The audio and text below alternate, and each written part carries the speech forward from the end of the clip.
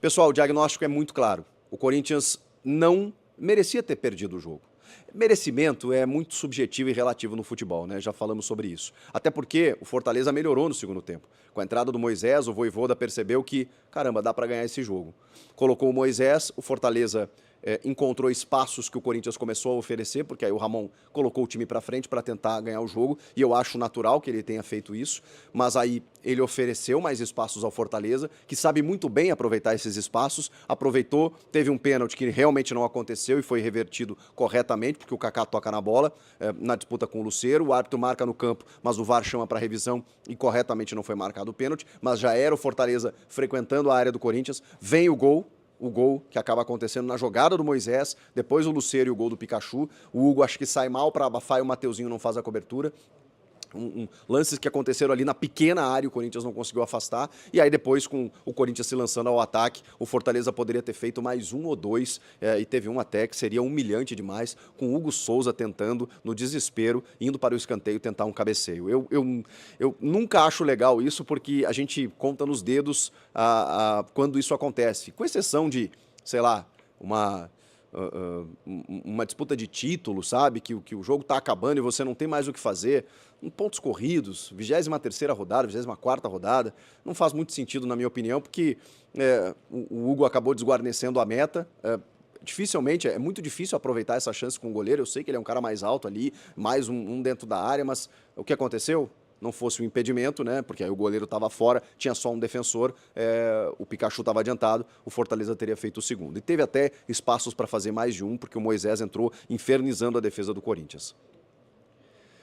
Ali já era desespero. Mas vamos começar do começo. A escalação ela foi muito interessante, porque ela foi dentro daquilo que o Corinthians tem de melhor. Os jogadores que voltaram a ficar à disposição, Yuri Alberto, Ranieri, Romero, todos eles ficaram no banco de reserva, com exceção do Thales, que começou como titular. E aí, com 3 minutos, o Thales machuca. E aí, teve um problema ali, porque o Thales machucou, na verdade ele caiu na disputa e deslocou o ombro. Houve uma preocupação ali, normal e tal, e os caras tentando botar o ombro dele no lugar, ele sai de maca, obviamente, né, é uma dor horrível, né, eu nunca passei por isso, mas imagino, né, você desloca o ombro aqui, pô, para botar no lugar ali sem anestesia, né, só para encaixar tudo mais, às vezes demora um pouco pro cara se recuperar ou não. O Thales ficou bem. A questão é que, até isso acontecer, demorou uns 3, 4 minutos e o Corinthians com um a menos. O que o Ramon fez? Botou o Coronado no jogo. Depois, visivelmente, deu pra ver o Thales Magno argumentando com o Ramon. Poxa, eu tô bem, eu tô legal e tal, mas vocês não esperaram, mas não dava para esperar. Ou resolvia logo, ou a comunicação também poderia ter sido melhor, né?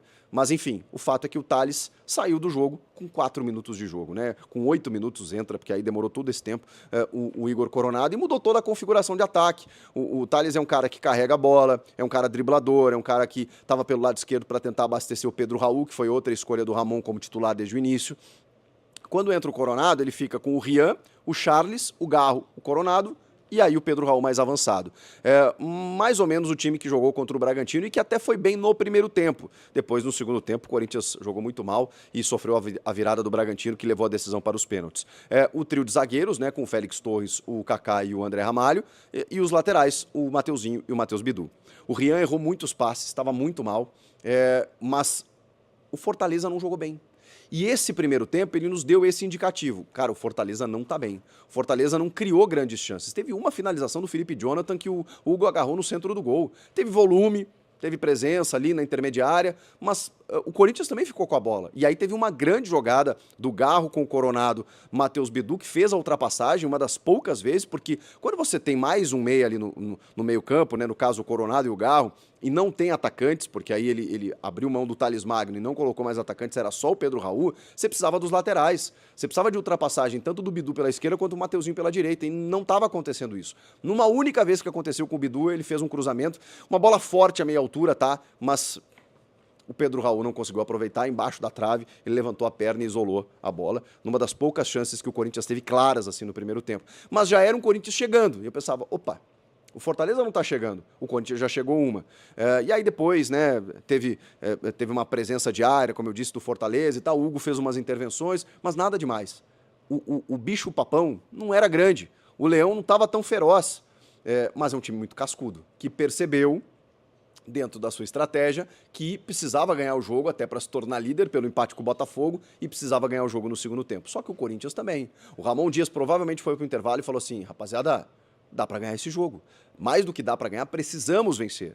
Porque antes da bola rolar, você pensava o seguinte, Fortaleza vai ganhar por 1-0, é um resultado normal, é um time disputando o título e outro a permanência, a zona do rebaixamento. O empate, teoricamente, não seria mau resultado. Você vai jogar contra o líder da competição, fora de casa, você voltar com ponto, beleza. O problema é o contexto, é a situação do Corinthians. Não dava para negociar, tinha que vencer o jogo. Aí você vai pro jogo e percebe que o Fortaleza não tá vivendo a sua melhor tarde, a sua melhor partida. Não sei se desgastado pela Sul-Americana, porque venceu o Rosário Central no meio da semana. Não era o Fortaleza. O Fortaleza tava com o freio de mão puxado, tava travado. E o Corinthians estava se lançando. Eu falei, caramba, olhando o jogo, dá para ganhar. Dá para ganhar. O Ramon percebeu isso também e aí mudou. Mudou no intervalo, colocou mais gente, colocou 3 jogadores, né? Desfez o sistema de 3 zagueiros, tirou o Félix Torres, perfeito, botou o Romero, tirou o Pedro Raul, que além daquele gol que ele perdeu, depois ele teve uma jogada pela direita que ele se atrapalhou todo com a bola, meu Deus do céu. Botou o Yuri Alberto, descansado, né? Descansado não, né? Voltando para jogar 45 minutos depois de se recuperar da retirada da vesícula, ficou 20 dias afastado, podia sentir no ritmo de jogo, mas estava pronto. Entrou o Yuri Alberto. E o Ranieri no lugar do Rian, porque o Ranieri também teve uma lesão na panturrilha, desfalcou o time nos últimos jogos e o Rian estava errando muitos passes. Entra o Ranieri, entra o Romero, entra o Yuri, e aí eu penso, bom, agora o Corinthians vai buscar esse resultado. E realmente, mudou toda a configuração. O Coronado ficou um pouco mais recuado, o Garro ficou um pouco mais próximo dos atacantes, a movimentação do Corinthians foi mais interessante, e o Garro começou a abastecer o ataque. O Yuri recebeu algumas chances, bom, teve uma na cara do goleiro, que aí o zagueiro, esqueci o nome dele agora, Carmona, pode ser? Ele dá o carrinho, só que ele não atinge o Yuri tropeça na bola, acaba se chocando com o goleiro, mas ele perde o time da finalização. O Yuri perdeu algumas finalizações. E esse é o problema. De novo, o Corinthians não tem um jogador que faça os gols, que seja eficaz, que consiga pegar essa bola do Rodrigo Garro, tentando lançar em profundidade para poder finalizar. E o Yuri teve algumas chances.